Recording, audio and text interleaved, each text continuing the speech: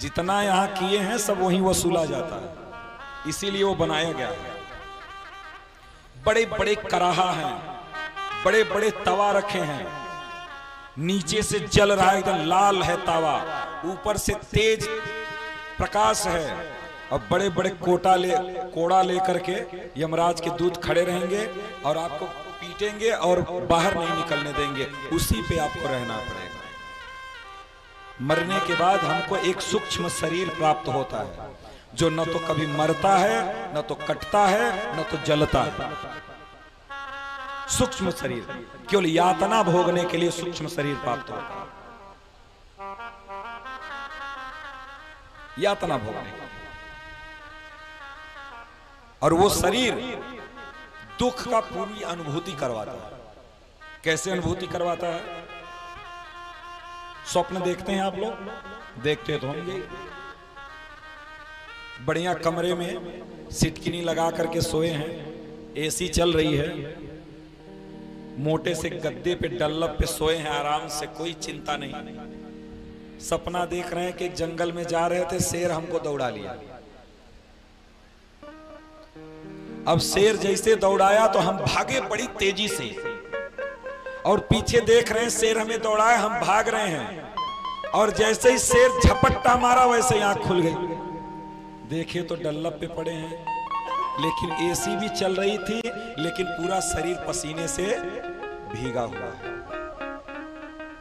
न तो शेर था, न तो जंगल था, लेकिन कष्ट की अनुभूति तो हुई पूरा।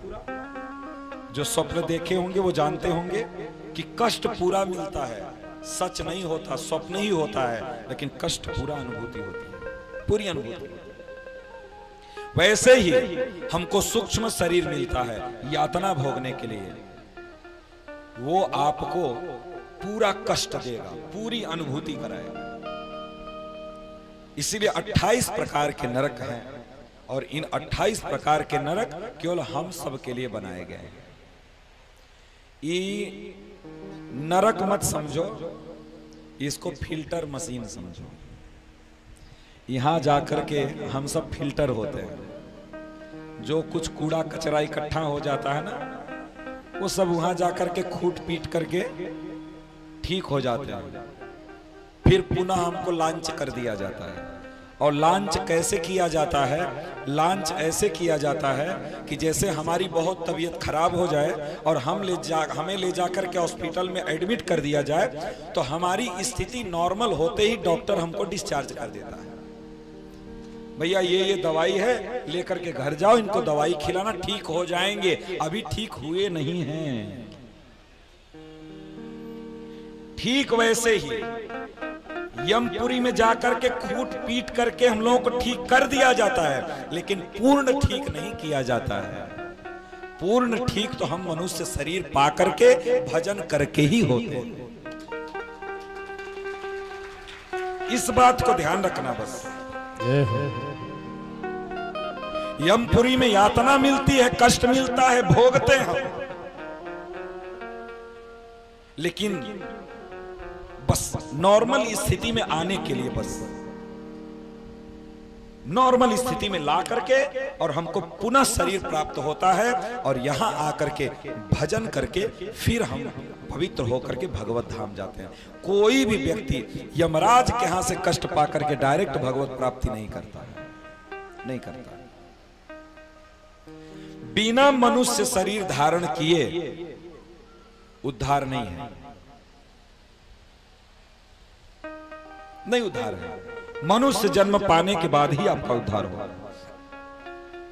दुर्लभम मानुषम देहो देहि नाम क्षण भंगुर। दुर्लभ मनुष्य जन्म है। मनुष्य जन्म पाओगे आप, भजन करोगे तभी उद्धार होगा। इसलिए यमराज के यहां पूर्ण रूप से हम शुद्ध नहीं होते हैं, काम चलाऊ करके छोड़ दिया जाता है शरीर दे करके। पुनः हम यहाँ आते हैं, सुख दुख भोगते रहते हैं, चलता रहता है। लेकिन हरिनाम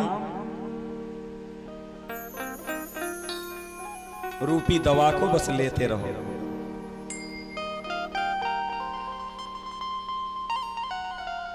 हरिनाम का सुमिरन किया करो, हरि के सहारे जिया करो।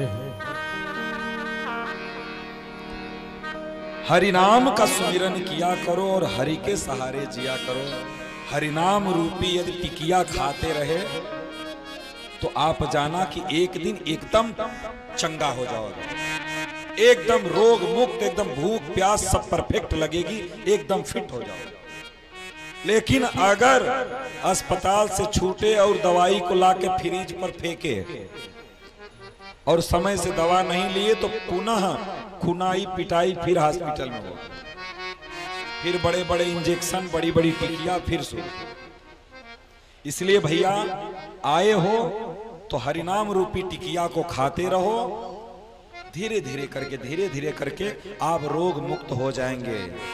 और इस संसार के रोग हैं ईर्ष्या, द्वेष, छल, कपट, मत, मत्सर, यही सब रोग हैं।